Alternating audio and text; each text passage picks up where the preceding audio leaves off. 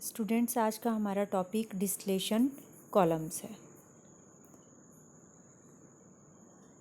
So the main components of the distillation column कौन कौन से होते हैं, ये एक मैंने डायग्राम यहाँ पे शो किया हुआ है। इसमें जो है आपके मेन कंपोनेंट्स जो हैं डिस्टिलेशन कॉलम के सारे दिखाए गए हैं। इसमें जो फर्स्ट कंपोनेंट है वो आपका वर्टिकल शेल है, this one, sorry, vertical shell means this one, ठीक है। इसको कॉलम है ये। It is used for separation of the components, separation of the liquid components के लिए यूज़ होता है ये वन बाय वन मैं बाद में भी लूँगी इसको अगली स्लाइड्स में। तो पहले मैं आपको मेन कंपोनेंट्स बता देती हूँ कि फर्स्ट कंपोनेंट कौन सा है, दैट इज़ वर्टिकल शेल, ठीक है। This one is vertical shell. ये आपने ध्यान रखना है डायग्राम, बिकॉज आगे आपको समझने में फिर प्रॉब्लम होगी। आगे मैं वन बाय वन लूँगी ना, तो वहाँ पे मैं सिर्फ वर्टिकल शेल ही लूँगी, ठीक है। सेकंड है आपका कॉलम इंटरनल्स। कॉलम इंटरनल्स इस कॉलम के जो वर्टिकल शेल है इसके बीच के कॉलम्स होते हैं कि हम इसमें इस कॉलम में क्या क्या चीज़ें यूज़ कर रहे हैं और उसमें क्या आती हैं, जैसे आपने ट्रेज लगाई हैं या प्लेट्स भी लगा सकते हैं, ट्रेज भी इसमें लगा सकते हैं आप फॉर सेपरेशन, या पैकिंग फिल करते हैं आप इस शेल में, इस कॉलम में, तो वो क्या करती हैं, they are use to enhance the component separation. Component की सेपरेशन को वो इजी बनाती हैं, ठीक है, जो कॉलम इंटरनल्स होते हैं। देन सेकंड थिंग जो मेन कंपोनेंट है दैट इज़ रीबॉयलर।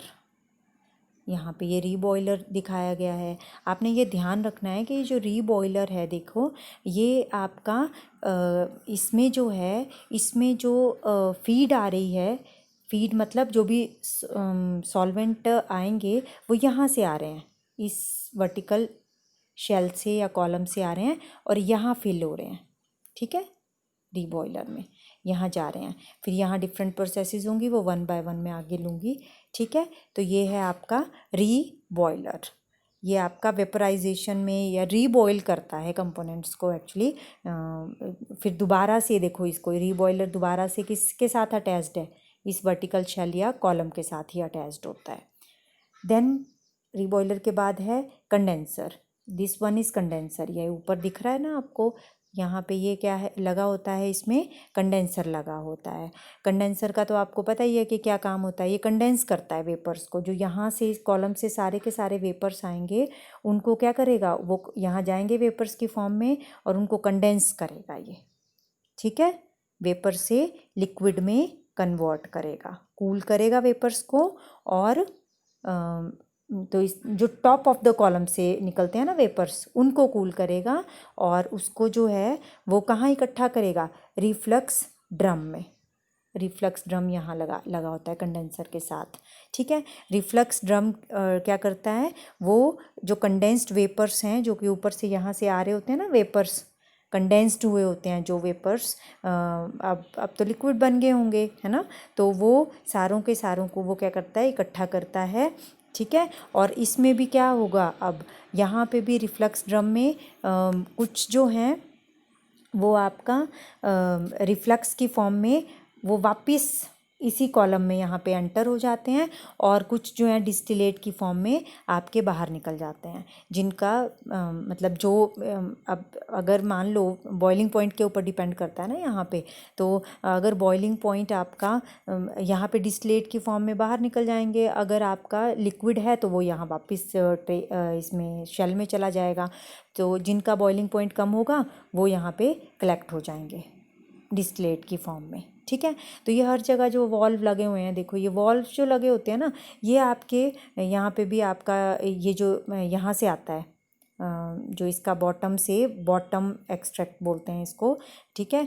तो बॉटम से आपका आ जाता है, जिनका बॉइलिंग पॉइंट क्या होगा, जो वेपर्स फॉर्म में नहीं होंगे, बॉइलिंग पॉइंट बहुत हाई होंगे, वो रीबॉयलर के यहाँ से कलेक्ट कर लिए जाएंगे, और जिनका बॉइलिंग पॉइंट कम होगा, ठीक है, और वेपर्स फॉर्म में ऊपर आ जाएंगे, वो यहाँ टॉप से कलेक्ट कर लिए जाएंगे, जिनका बॉइलिंग पॉइंट कम होगा एज डिस्टिलेट। और ये जो इस जो आपको ऐसे दिख रहे हैं ना यहाँ पे वॉल्व जैसे, ये आपके वॉल्व जो हैं ये दो तरह का यहाँ पे कई तरह के वॉल्व लगाए जा सकते हैं। जैसे प्रेशर रिड्यूसिंग वॉल्व लगा दो, क्योंकि अगर आपने यहाँ पे प्रेशर रिड्यूसिंग वॉल्व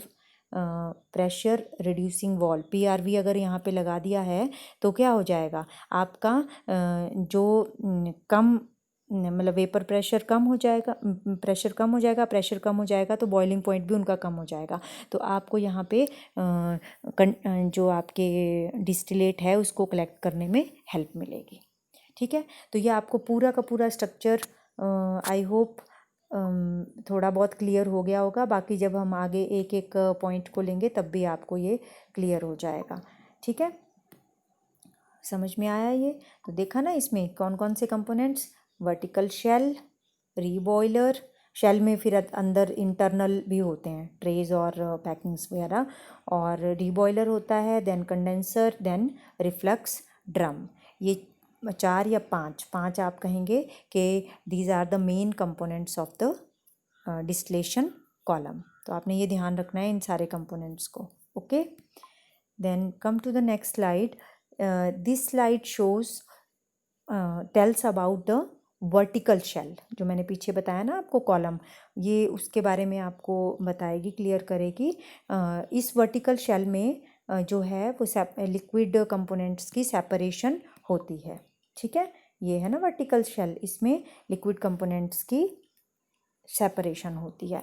तो जो ये वर्टिकल शेल होता है, सबसे पहले तो आप देखिए इस वर्टिकल शेल में आपको ये 5 ओपनिंग नज़र आएंगी, 1 2 3 4 and this one is 5th।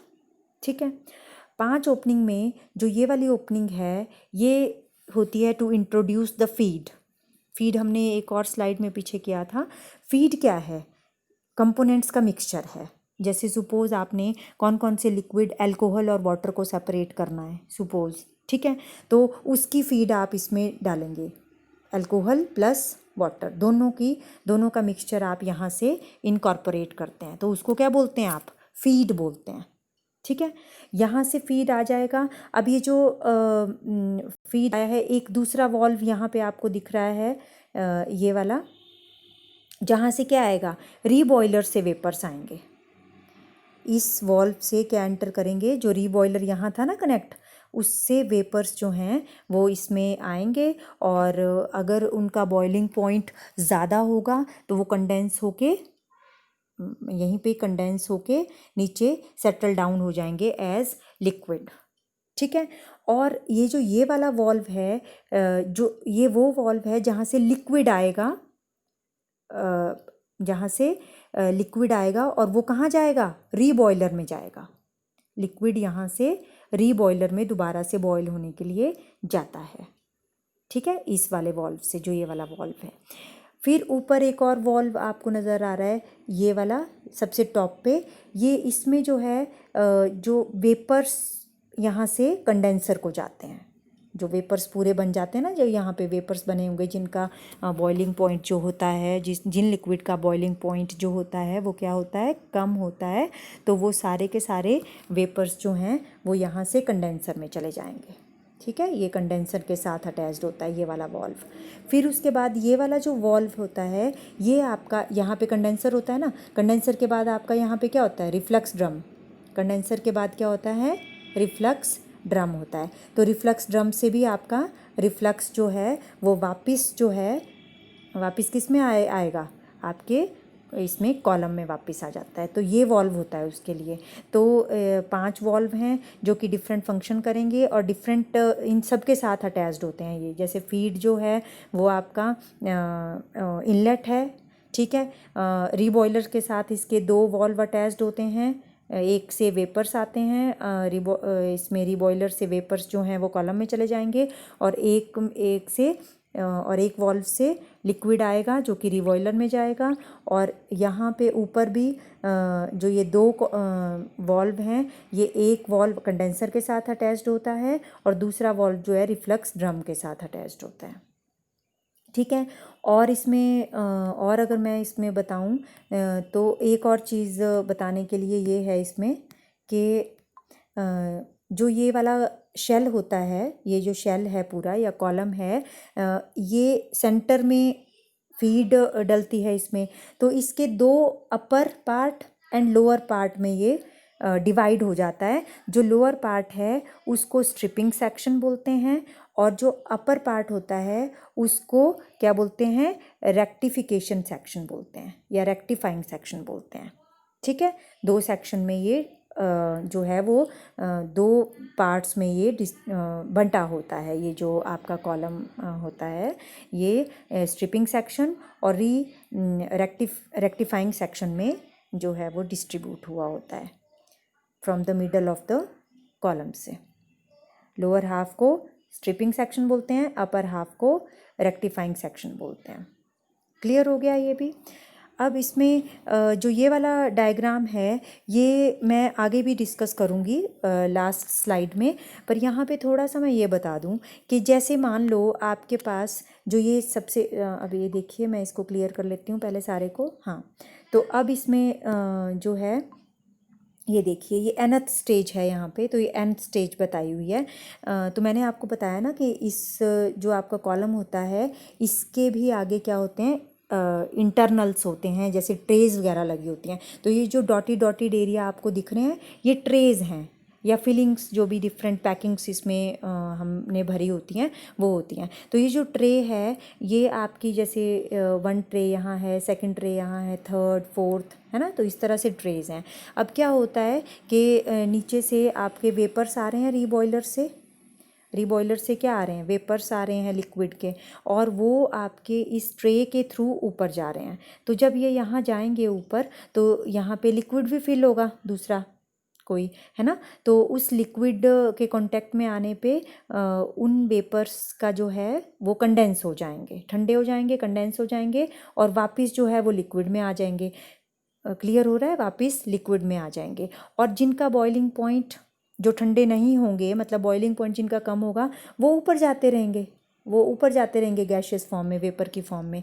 तो जो वेपर्स हैं वो ऊपर जाते रहते हैं, पासिस थ्रू द होल्स और walls of the tray, in holes से पास होके, और जो लिक्विड है वो डाउनवर्ड फ्लो करना शुरू कर जाता है। जैसे मान लो यहाँ पे जो कंडेंस हो गया, यहाँ पे जो कंडेंस हो गया आपका वेपर, वो क्या हो जाएगा, वो यहाँ पे ओवरफ्लो कर जाएगा और यहाँ से लिक्विड फॉर्म में नीचे को आना शुरू कर जाएगा। यहाँ पे जो कंडेंस हो जाएगा, मान लो यहाँ पे भी वेपर कुछ कंडेंस हुए, तो इसकी ये तो इतना ही फिल कर सकता था, सपोज देखो इसकी बाउंड्री यहीं तक की थी। अब जब यहाँ से ओवरफ्लो कर जाएगा तो इस एरिया से ये नीचे की तरफ डाउनवर्ड आना शुरू कर जाएगा। यहाँ से भी वैसा ही हो रहा है, डाउनवर्ड लिक्विड डाउनवर्ड आए जा रहे हैं और जो वेपर्स हैं वो अपवर्ड जाते हैं। क्लियर हुआ। जो आपके लिक्विड्स हैं वो डाउनवर्ड आ रहे हैं और जो गैस है वो अपवर्ड जाती है। गैस अपवर्ड और लिक्विड डाउनवर्ड आते रहते हैं। क्लियर हो गया। ये एंड में भी हम इसको डिस्कस करेंगे। ठीक है, now come to the next slide. वो है हमारी कि कॉलम के अंदर इंटरनल्स कौन कौन से होते हैं, वो भी आपकी सेपरेशन में हेल्प करते हैं, जो इंटरनल्स उस कॉलम में लगे होते हैं। अब देखो यहाँ पे ये जो यहाँ पे भी अगर आप देखें ध्यान से तो ये देखिए ये एक मतलब एक तरह से वॉल्व लगे हुए हैं ना यहाँ पे, तो यहाँ पे नीचे भी होगा एक वॉल्व, 5 होते हैं। तो ये रीबॉयलर से आता है ना, वेपर्स ऑफ द रीबॉयलर, ये रीबॉयलर को जाता है, यहाँ से हम फीड एंटर करवाते हैं, यहाँ से ये आपका रिफ्लक्स ड्रम के साथ अटैच्ड होता है और ये कंडेंसर के साथ अटैच्ड होता है। और इसके अंदर ये देखिए आप, इस कॉलम के अंदर क्या क्या फिल है, इसमें आपकी ट्रेज लगी होंगी, ये देखिए ट्रेज हैं इसमें लगी हुई, ठीक है, या डिफरेंट टाइप की रिंग्स लगी होती हैं या डिस्ट्रीब्यूटर्स लगे होते हैं। वो पार्ट्स जो हैं अब इसमें बड़े कॉम्प्लेक्स, जैसे इतने कॉम्प्लेक्स तो नहीं होते हैं, लेकिन अब देख के ही पता चलेगा ना, डायग्राम से तो उतना समझ नहीं आएगा आपको। ठीक है, और जो है स्ट्रक्चर्ड पैकिंग भी इसमें इंट्रोड्यूस की जाती हैं। तो ये जितनी भी चीज़ें इसके अंदर डाली जाती हैं ना, वो सारी की सारी चीज़ें एनहांस करती हैं सेपरेशन को, कंपोनेंट्स की सेपरेशन को एनहांस करती हैं वो। क्लियर हो गया। तो यहाँ पे भी आपके कौन कौन से कॉलम में कौन कौन से इंटरनल्स होते हैं, वो मेनली होते हैं ट्रेस या उनको प्लेट्स भी बोलते हैं, और पैकिंग्स होती हैं। ट्रेज होती हैं और डिफरेंट पैकिंग्स होती हैं, ठीक है। बाकी डिस्ट्रीब्यूटर वगैरह और ये रिंग्स वगैरह ये एनहांस ही करती हैं सारी चीज़ों को, पर इनके बारे में आपको इतना करने की ज़रूरत नहीं है। Then come to the next slide. अगली स्लाइड में मैंने जो ट्रेज हमने पीछे की कि इसमें ट्रेज होती हैं, तो उनको डिस्कस कर लिया है, क्योंकि वो भी डिफरेंट टाइप्स की ट्रेज होती हैं, ठीक है। तो टाइप्स ऑफ द ट्रेज में there are mainly 3 types of the trays. First is bubble tray, second one is valve tray, third one is sieve tray, जो हम पढ़ेंगे इसमें। तो सबसे पहले मैं बात करूंगी बबल ट्रे की। बबल ट्रे में नाम से ही आपको पता चल रहा होगा कि इन ट्रेज में जो ये वाली ट्रेज हम यूज़ करते हैं इन डिस्टिलेशन कॉलम, इनमें जब आपके वेपर्स ऊपर जाएंगे तो वो बबल की फॉर्म में जाएंगे, ठीक है। आपको इस पिक्चर में भी दिखाई दे रहा होगा कि ये बबल की फॉर्म में ऊपर की तरफ को जाते हैं। तो इसमें होता क्या है बबल ट्रे में? बबल ट्रे में ये होता है कि एक जैसे नीचे से वेपर आ रहे हैं ना, नीचे से आएंगे वेपर्स ऊपर की तरफ को, ठीक है। तो ये यहाँ पे ये जो ये वाला है एक चिमनी की तरह या राइज़र होता है, इसको चिमनी भी बोलते हैं या राइज़र भी बोलते हैं। हर एक होल के ऊपर एक राइज़र लगा होता है। ये होल है, होल के ऊपर क्या लगा हुआ है? राइज़र लगा हुआ है। अब ये राइज़र और ये जो कैप है, दिस वन इज़ कैप, ये इसकी कैप है। अब राइज़र और कैप में जो है थोड़ा सा गैप होता है दोनों में, राइज़र और ये जो कैप है इसमें आप देख रहे हैं ना, यहाँ पे गैप है, जो मैं रेड कलर से ये देखो आपको पॉइंट आउट कर रही हूँ, ये गैप है यहाँ पे, ठीक है। फिर ये जो कैप है ये आपकी स्पेस बनाती है वेपर्स को जो है बाहर लिक्विड में, मतलब दूसरे सेक्शन में जाने के लिए। ये देखिए यहाँ से वेपर जा रहे हैं, ठीक है, वेपर जाएंगे और वेपर ये कैप ऊपर हो जाएगी, कैप ऊपर हो गई और ये वेपर्स जो हैं वो आपके यहाँ पे स्लॉट से बाहर निकल जाएंगे और लिक्विड में बबल आउट होना शुरू कर जाएंगे, जैसे यहाँ पे हो रहे हैं। क्लियर हुआ? तो वेपर्स आए और इन्होंने कैप को ऊपर किया। पहले तो ये यहाँ पे इसके ऊपर ही होती है कैप, राइज़र के ऊपर, चिमनी के ऊपर। बाद में जैसे ही वेपर्स ऊपर आते हैं तो ये इसको अप कर देती है, जैसे पिस्टन को मूव कर देती है ऊपर की तरफ को, पिस्टन की तरह ही होता है ये कैप भी। क्लियर हो गया? फिर वो बबल आउट हो जाएगी, आपके जो वेपर्स होंगे, वेपर भी तो गैस ही होती है ना, ठीक है, गैशियस मॉलिक्यूल होते हैं वेपर्स, ठीक है। देन उसके बाद ये अगले लिक्विड में चले जाएंगे। जैसे आपको मैंने यहाँ पे इसमें बताया था ना कि यहाँ इसमें देखो, यहाँ पे इस वाले स्लाइड में मैंने बताया था कि ये वेपर यहाँ आ गए, ठीक है। तो ये बबल ट्रे है, सपोज़ ये वाली ट्रे कौन सी है? मान लो बबल ट्रे है, तो बबल आउट हो जाएंगे यहाँ पे लिक्विड्स, तो यहाँ चले गए। फिर अगर गैशियस फॉर्म में रहे तो ऊपर चले जाएंगे, और अगर लिक्विफाई हो गए तो नीचे चले जाएंगे, ठीक है। देन ये हमारा हो गया। Then next tray is sieve tray होती हैं। सीव ट्रे आपको यहाँ पे भी नाम से पता चल रहा होगा, सीव का मतलब होता है छन्नी, तो यहाँ पे जो है वो छन्नी की तरह होते हैं ये सीव ट्रे में। ये जो ट्रे होती है ये छन्नी की तरह होती है, जैसे आपने देखी है ना सीव घरों में, जिससे आप चाय छानते हो, अपनी चाय पत्ती को छानते हो, ठीक है, तो उसकी तरह होती है। तो इसमें जो है ये मेटल प्लेट्स होती हैं, इसमें भी होल्स होते हैं, ठीक है, जो कि वेपर्स को जो है वो अपवर्ड लेके जाते हैं, ऊपर की तरफ को लेके जाते हैं वेपर्स को, और लिक्विड में इनकॉर्पोरेट करते हैं, ठीक है। और इसमें जो है इनका जो डिज़ाइन होता है, इनके नंबर ऑफ़ होल्स और साइज़ के ऊपर डिपेंड करता है कि कितने आपके नंबर ऑफ़ होल कितने हैं, ज़्यादा भी हो सकते हैं ये होल्स और कम भी हो सकते हैं, और साइज़ कितना बड़ा है आपका इसका, ठीक है। तो this is sieve tray. Then come to the valve tray. Valve tray में यहाँ पे एक वॉल्व लगा होता है, नाम पे ही सारी चीज़ें हैं बेटा इनमें, ठीक है। तो जो है जो आपकी इसमें परफोरेशंस होती हैं, these are covered with liftable cap. ये देखिए परफोरेशंस जो हैं वो होल्स होते हैं, है ना, होल्स की तरह होती हैं। तो यहाँ पे भी जैसे मान लो सपोज़ ये हाई वेपर प्रेशर है इधर नीचे वाली पोर्शन में कॉलम के, तो ये क्या करेगा, गैस को जब यहाँ पे जाएगा ऊपर, तो इस वाले जो वॉल्व है इसको लिफ्ट कर देगा ऊपर की तरफ को ले जाएगा, और आपकी जो वेपर्स हैं वो ईजीली जो हैं वो बाहर निकल जाएंगे। ठीक है, जो है जब वॉल्व जो है अप करता रहेगा जब तक कि वो पूरी तरह से ओपन ना हो जाए। जब ये पूरी तरह से ओपन हो जाएगा तो आपका मतलब नेचुरली फिर सारे के सारे जो गैस मॉलिक्यूल हैं वो लिक्विड में ऊपर वाली ट्रे में चले जाते हैं। ठीक है, तो जो वेपर्स हैं दे लिफ्ट द कैप, और हॉरिजॉन्टली जो है वो वेपर्स को ऊपर लेके जाता है। और बैटर मिक्सिंग के लिए ये देखिए यहाँ पे भी मैंने फिक्स्ड वॉल्व ट्रेज हैं, ये पूरी ट्रे है, देखिए ट्रे की तरह है ना, और यहाँ पे बहुत सारे वॉल्व्स हैं। ये तो इस वाले डायग्राम में, ये जो ये वाला डायग्राम है इसमें तो आपको एक ही वॉल्व दिखाई दे रहा है। इस वाले में जो ये वाला डायग्राम है इसमें सिर्फ एक ही वॉल्व है, लेकिन इस तरह के बहुत सारे वॉल्व वाली ट्रे है, देखो ये बहुत सारे वॉल्व लगे हुए हैं, तो इससे ऊपर चले जाएंगे आपके गैशियस वेपर्स। देन ये हो गया टाइप्स ऑफ द ट्रेज। तो हम कर रहे थे कंपोनेंट्स ऑफ डिस्टिलेशन कॉलम, जिसमें कि पहले हमने वर्टिकल शेल या कॉलम किया था, फिर हमने कॉलम के इंटरनल्स किए थे जिसमें कि हमने ट्रेज की, है ना, ट्रेज और पैकिंग होती हैं उसमें, तो डिफरेंट टाइप ऑफ ट्रेज भी हमने कर ली। फिर अगला जो कंपोनेंट होता है डिस्टिलेशन कॉलम का वो होता है रीबॉयलर।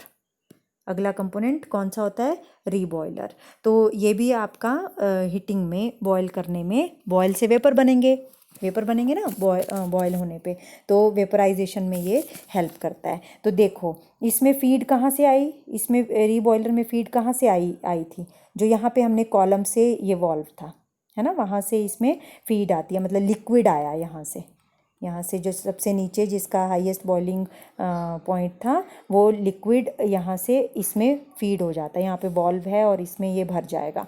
जब यहाँ से भर जाएगा तो हम इसमें क्या करेंगे, स्टीम देंगे। स्टीम अगर हमने दी तो ये लिक्विड किस में कन्वर्ट हो जाएगा, इसके गैशियस बन जाएगा। ठीक है, जिनका बॉइलिंग पॉइंट कम होगा उसके तो ये आपके गैस मॉलिक्यूल्स बन जाएंगे, वेपर्स बन जाएंगे, और जिनका बॉइलिंग पॉइंट ज़्यादा होगा वो क्या है, लिक्विड में नीचे बॉटम प्रोडक्ट के रूप में हमारे पास आ जाएंगे। तो हमारे पास जो सबसे लास्ट में आया बॉटम प्रोडक्ट जो होते हैं ना, वो होते हैं सेपरेशन में, वो होंगे, जैसे मान लो अल्कोहल और वाटर है। ये मैंने बहुत ही सिंपल एग्जांपल लिया अल्कोहल और वाटर का। तो इथेनॉल में और वाटर में बॉइलिंग पॉइंट वाटर का ज़्यादा होता है, तो यहाँ पे बॉटम प्रोडक्ट वाटर होगा। ठीक है, क्योंकि वो लिक्विड फॉर्म में रह जाएगा और अल्कोहल आपका ऊपर जाता रहेगा वेपर फॉर्म में। ठीक है, इसी तरह ये तो मैंने बहुत ही सिंपल एग्जांपल लिया ना, लेकिन जब आप पेट्रोलियम प्रोडक्ट्स को देखो, आप डिस्टिलेट आउट करते हो पेट्रोलियम प्रोडक्ट्स को, जब आप करोगे तो वहाँ पे तो एक थोड़े होगा, वहाँ पे तो बहुत सारे होंगे। तो जो सबसे ज़्यादा जिसका बॉइलिंग पॉइंट होगा वो होगा बॉटम प्रोडक्ट, उसका नाम होगा बॉटम प्रोडक्ट। तो यहाँ से देखो अब ये ऊपर ये वेपर्स अब कहाँ चले जाएंगे, यहाँ से कहाँ चले जाएंगे ये वेपर्स, जो रीबॉयलर के साथ अटैच्ड है कॉलम, यहाँ पे रीबॉयलर्स के साथ भी अटैच्ड है ना कॉलम, ये जो आपका, तो यहाँ पे भी ट्रेज लगी हैं, तो रीबॉयलर के साथ ट्रे के ऊपर चला जाएगा। अगर बॉइलिंग पॉइंट ज़्यादा होगा तो नीचे आता रहेगा, और अगर वेपर्स कम होगा बॉइलिंग पॉइंट तो वेपर फॉर्म में ऊपर जाता रहेगा। देन क्लियर हो गया रीबॉयलर। देन अगला जो कंपोनेंट होता है दैट इज़ कंडेंसर। तो कंडेंसर तो हमने देखो, हमने खुद किया भी है लैब में कि कंडेंसर कैसा होता है, जिसमें वाटर का इनफ्लो होता है और फिर वाटर बाहर चला जाता है, कंडेंस करता है ये, मतलब आपके कूल करेगा वेपर्स को, जो वेपर होंगे उनको कूल करेगा। और ये टॉप ऑफ द कॉलम के साथ लगा होता है ना, ये जो आपका कंडेंसर होता है, ये जो कॉलम, जैसे मान लो ये कॉलम था ना आपका, शेल था ये, तो इसके टॉप पे लगा होता है ये कंडेंसर यहाँ पे। तो कंडेंसर क्या करेगा, यहाँ से वेपर गए, यहाँ पे कूल डाउन हो गए। जैसे मान लो यहाँ पे आपके कितने कंडेंसर लगे हुए हैं, 2 लगे हुए हैं। यहाँ से कोल्ड वाटर आया और कोल्ड वाटर आ रहा है यहाँ से, ठीक है, और जो है इसके वेपर्स को ठंडा कर रहा है, लिक्विड को नीचे, और जो गैशियस होंगे प्रोडक्ट उनको देखो, अब यहाँ से तो वार्म वाटर निकलेगा, थोड़ा गर्म पानी निकलता है, क्योंकि उसने क्या किया, यहाँ पे इनके टेम्परेचर को कूल डाउन किया, तो यहाँ से जो वेपर्स होंगे वो अल्कोहल वेपर्स जो हैं वो वापस निकल जाएंगे। अब अल्कोहल वेपर जो कंडेंस होके आए आपके, वो यहाँ पे कूल डाउन होके सपोज आपके फिर से जो है वो लिक्विड बन गए, है ना। तो एंड में आपका अगले कंडेंसर के साथ अटैच्ड होके ये प्योर अल्कोहल की फॉर्म में आपके पास अल्कोहल आ जाएगा। ये सिंपल आपका कंडेंसर है जिनके साथ ही अटैच्ड होता है। अब कंडेंसर और इसके बीच में यहाँ पे होता है रिफ्लक्स ड्रम। यहाँ पे क्या प्रेजेंट होता है? Reflux drum. अब आपको पहले पता होना चाहिए कि रिफ्लक्स होता क्या है, रिफ्लक्सिंग की प्रोसेस कैसे होती है। कंडेंसर तो आपने डिस्टिलेशन की प्रोसेस तो लैब में की है, मैंने आपको चैप्टर के शुरू में भी कराया था। लेकिन रिफ्लक्स में होता क्या है कि वैसा ही कंडेंसर लगता है, जैसे ये है ना, वैसा ही कंडेंसर लगेगा राउंड बॉटम फ्लास्क के ऊपर। लेकिन जैसे डिस्टिलेशन में हम इस तरह से लगाते हैं कंडेंसर को, टेढ़ा करके लगाते हैं, है ना। लेकिन इसमें हम सीधा ही लगाएंगे और यहाँ के आगे फिर 3 पार्ट्स में ये डिवाइड होगा, है ना। जो आपका यहाँ पे कंडेंसर लगा हुआ है, एक से आपके जिनका बॉइलिंग पॉइंट कम होगा वो निकल के आ जाएंगे कंडेंस होके, है ना। और दूसरा जो यहाँ पे है, यहाँ पे आप थर्मामीटर भी लगा सकते हैं या इसको क्लोज कर सकते हैं, तो ये वापस आपके इसमें चले जाएंगे लिक्विड में, ठीक है। और जो यहाँ से है ये आपका किसके साथ अटैच्ड है? यहाँ पे कॉलम के साथ। यहाँ पे आपका ये रिफ्लक्स जो रिटर्न है वो कॉलम के साथ अटैच्ड होता है ना। तो रिफ्लक्स की प्रोसेस आपको पता होनी चाहिए कि इसमें जो है फ्रैक्शनल डिस्टिलेशन की तरह ही होता है, पर ये यहाँ पे सीधी ट्यूब होती है। वो फ्रैक्शनेटिंग कॉलम में तो आपके दांत जैसे निकले होते हैं ना, फिलिंग होती है बीच में ग्लास की, वैसा नहीं होता है इसमें, है ना। तो इस तरह से रिफ्लक्स जो है वो यहाँ पे ड्रम लगा होता है। तो this is the last part of the distillation column, या लास्ट कंपोनेंट होता है। हमने कितने कंपोनेंट किए? एक वर्टिकल शेल, एक हमने किया कॉलम इंटरनल्स, एक रीबॉयलर, एक कंडेंसर और एक रिफ्लक्स ड्रम। तो सारे के सारे आई होप आपको क्लियर हो गए हैं। Then types of distillation columns जो हैं ये कर लेते हैं कि डिस्टिलेशन कॉलम कितनी तरह के होते हैं। ये आपके मेनली 2 टाइप्स के हैं जो आप पढ़ेंगे। First one is batch column, second one is continuous column. इसमें अभी हम आगे जो है कॉन्टिन्यूस कॉलम के बारे में ज़्यादा पढ़ेंगे। बैच कॉलम में कुछ नहीं है, फीड आपको मैंने बताई थी कि जहाँ से कॉलम में फीड जाएगी, तो अगर आप इसमें कॉलम में फीड जो है वो बैच वाइज, मतलब जैसे मान लो पहले आपने 100 ml जो है वो फीड किया उसको कॉलम को, ठीक है। जब वो प्रोसेस हो जाएगा फिर आपने और 100 ml डाला, तो जब हम बैच वाइज फीडिंग करते हैं तो उसको बोलते हैं हम बैच कॉलम। उन कॉलम्स को हम क्या बोलेंगे? Batch columns. और कॉन्टिन्यूस कॉलम हम उसमें बोलेंगे जिसमें कॉन्टिन्यूस फीड स्ट्रीम जाती रहती है। मतलब आपका जो फीड है वो ऐसा नहीं होगा कि कभी आप रोकेंगे, वो कॉन्टिन्यूसली चलता रह रहा है फीड, ठीक है। फीड जो सेंटर ऑफ द कॉलम से जाता है तो वो कॉन्टिन्यूसली चलता रह रहा है और आपकी पूरी प्रोसेस होती जा रही है, डिस्टिलेशन होती जा रही है। आप का वहाँ पे बड़ी बड़ी इंडस्ट्रीज़ में जो हैं वो जब एक बॉटल भर जाएगी डिस्टिलेट की तो उसको अलग कर देंगे, फिर दूसरा रिसीवर लगा देंगे, है ना। तो जो कंटिन्यूस स्ट्रीम अगर चली रहती है तो उसको हम बोलते हैं continuous column. Then continuous column के भी आगे टाइप हैं डिपेंडिंग अपॉन उनकी अलग अलग नेचर की वजह से। वो मतलब अलग अलग नेचर ऑफ द फीड है, जैसे नंबर ऑफ प्रोडक्ट कितने बने हैं उसके ऊपर भी कॉन्टिन्यूस कॉलम जो हैं वो डिफरेंट तरह के हैं। जैसे कॉन्टिन्यूस कॉलम जो है वो आपके बाइनरी कॉलम भी बोले जाएंगे। बाइनरी कॉलम जब आपकी फीड जो है उसमें 2 कंपोनेंट्स होंगे। देखिए बाइनरी कब बोला जाएगा? जब it depends on the feed कि कितने कंपोनेंट है फीड में, उसके ऊपर डिपेंड करता है binary column and multi component column. तो बाइनरी कॉलम में आपकी फीड में ओनली 2 कंपोनेंट्स होंगे। बाइनरी से भी पता चल रहा है, बाई मतलब 2 कंपोनेंट्स। मल्टी कंपोनेंट कॉलम्स में मतलब मोर देन 2 कंपोनेंट्स होंगे, बहुत सारे कंपोनेंट होंगे तो मल्टी कंपोनेंट कॉलम हो गया। नंबर ऑफ प्रोडक्ट स्ट्रीम्स मतलब जो प्रोडक्ट आप ले रहे हैं, जैसे आपने मान लो पूरी डिस्टिलेशन कर ली इंडस्ट्री में, तो अगर आपके प्रोडक्ट्स जो हैं 2 हैं, जैसे अल्कोहल और वाटर है, तो उसके बेस पे आप उसको बाई प्रोडक्ट कॉलम बोलेंगे, बाई प्रोडक्ट कॉलम बोलेंगे, या फिर आप मल्टी प्रोडक्ट कॉलम भी बोल सकते हैं, जिसमें कि आपके मोर देन 2 प्रोडक्ट्स अगर आए, है ना। जैसे पेट्रोलियम, जैसे ऑयल की सेपरेशन करते हैं जब हम, तो उसमें जो है बहुत सारे प्रोडक्ट आपके पास आते हैं, नंबर ऑफ प्रोडक्ट्स आते हैं, तो उसके बेस पे उसको मल्टी प्रोडक्ट कॉलम बोला जाता है। देन जहाँ पे आपकी जो एक्स्ट्रा फीड, जो देखो एक्स्ट्रा फीड एक तो कहाँ से आई, फीड एक तो आ गई आपकी जो सेंटर ऑफ द कॉलम से आती है, ठीक है।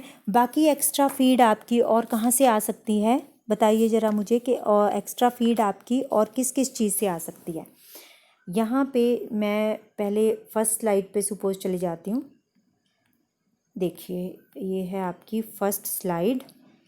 हाँ, तो इसमें एक तो फीड आई यहाँ से, जो आपने इनलेट से आ गई है एक फीड इस कॉलम में। दूसरी फीड कहाँ से आ रही है, दूसरी फीड आ रही है रीबॉयलर से, आ रही है ना, इसके अंदर रीबॉयलर से आ रही है। ये तो निकल रहे हैं बाहर, इनको नहीं, फीड है जो इसके अंदर जा रहा है, ये भी बाहर निकल रहा है, इसको भी नहीं मानेंगे हम, है ना। तो एक यहाँ से आ रही है ये वाले रीबॉयलर के साथ जो अटैच्ड है, और एक रिफ्लक्स से आ रही है। देखो एक किससे आ रही है, रिफ्लक्स से आ रही है, ठीक है। तो जब आपकी जो है जो फीड है, extra feed appear in the bottom product stream, तो उसमें एक्स्ट्रा फीड जो है, एक्स्ट्रा फीड अगर आपकी बॉटम प्रोडक्ट स्ट्रीम में, ये वाली बॉटम प्रोडक्ट स्ट्रीम में अगर आ रही है, जो भी आपने एक्स्ट्रा फीड दी, तो उसको बोलेंगे आप एक्सट्रैक्टिव डिस्टिलेशन, ठीक है। और अगर extra feed appear eight the top product stream, यहाँ पे एक्स्ट्रा फीड अपीयर हो रही है टॉप प्रोडक्ट स्ट्रीम में, तो उसको बोलेंगे हम azeotropic distillation column, azeotropic distillation column बोलेंगे उसको। एक है एक्स्ट्रा फीड से आप इसको करेंगे डिस्टिंग्विश, एक है एक्सट्रैक्टिव डिस्टिलेशन कॉलम और दूसरा है एजियोट्रॉपिक। एक्सट्रैक्टिव कब बोलेंगे, जब आपके बॉटम प्रोडक्ट्स में आ रही है एक्स्ट्रा फीड, मतलब आपके बॉटम प्रोडक्ट जो हैं वो ज़्यादा बन रहे हैं, बॉटम प्रोडक्ट आपके 3 आ रहे हैं सपोज बॉटम प्रोडक्ट्स, और अगर आपके डिस्टिलेशन प्रोडक्ट ज़्यादा आ रहे हैं, तो आप बोलेंगे वो वाला कौन सा कॉलम है, एजियोट्रॉपिक डिस्टिलेशन कॉलम है वो, ठीक है। नाउ अब मैं इसमें उसी स्लाइड पे वापस चले जाती हूँ यहाँ पे। तो इसमें हमने क्या किया, एक्सट्रैक्टिव डिस्टिलेशन कॉलम और दूसरा azeotropic distillation column. Where the extra feed appears in the bottom product stream, उसको बोलेंगे एक्सट्रैक्टिव डिस्टिलेशन, और जहाँ पे extra feed appears at the top product stream, तो उसको बोलेंगे एजियोट्रॉपिक डिस्टिलेशन। और कॉलम इंटरनल्स के बेस पे भी जो आपके कॉन्टीन्यूस कॉलम हैं वो 2 तरह के हैं, एक ट्रे कॉलम है और दूसरा आपका पैक्ड कॉलम है। तो ये तो हमने पहले भी कर लिया कि वे ट्रेज़ के डिज़ाइन के ऊपर अगर आपका कॉलम है, अलग अलग ट्रेज़ आपने उसमें इनकॉर्पोरेट की हुई हैं, तो उसके बेस पे इसको ट्रे कॉलम बोलेंगे। और अगर आपने पैकिंग किया हुआ है, ट्रे लगाने की बजाय आपने पैकिंग डाली हुई है उसमें, ठीक है, वेपर और लिक्विड के बीच का कांटेक्ट एनहांस करने के लिए, तो उसको बोलेंगे आप पैक्ड कॉलम, ठीक है। तो these are the types of the continuous column. अब ये लास्ट डायग्राम या लास्ट स्लाइड जो मैं डिस्कस करूँगी, इसमें आपको लिक्विड और वेपर का फ़्लो मैं बताऊँगी कि कैसे लिक्विड और वेपर का फ़्लो होता है, ठीक है। ये वैसे मैंने पीछे भी डिस्कस कर ली है स्लाइड, पर फिर भी मैं इसको दोबारा से करूँगी क्योंकि अब आपको पहले वाली स्लाइड में अभी आपको क्लियर नहीं हुई होती हैं चीज़ें, अब लास्ट स्लाइड में आपको ऑलमोस्ट सारी चीज़ें क्लियर हुई होती हैं। जैसे मान लो ये कॉलम है, कॉलम में जो ये वाली चीज़ें हैं ये क्या हैं, ये दीज आर द ट्रेज़। वो ट्रेज़ हमने डिफरेंट तरह की पढ़ी, चाहे आपकी बबल ट्रे है, चाहे आपकी वॉल्व ट्रे है, चाहे आपकी सीव ट्रे है, किसी भी तरह की ट्रेज हो सकती हैं ये जो यहाँ पे लगी हुई हैं। अब ट्रेज हैं तो इसमें होल होंगे बीच में, जैसे आपको दिखाए गए हैं ये होल्स, है ना।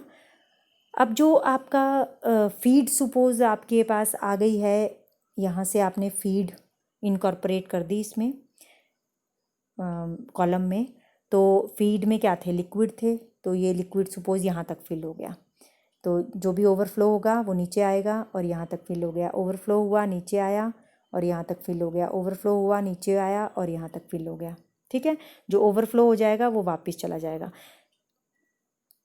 अब इसमें जो वापस गया, अब रीबॉयलर से अटैच्ड है ये, रीबॉयलर से क्या आने शुरू हो जाएंगे, वेपर्स आने शुरू हो जाएंगे पर्टिकुलर लिक्विड के, जिसका बॉइलिंग पॉइंट कम होगा, और वो इन सीव से इन जो होल्स हैं इससे जो है इन पर्टिकुलर ये जो ये वाला लिक्विड इसमें इस वाली ट्रे के ऊपर फिल है, इसमें ये लिक्विड्स इनकॉर्पोरेट हो जाएंगे।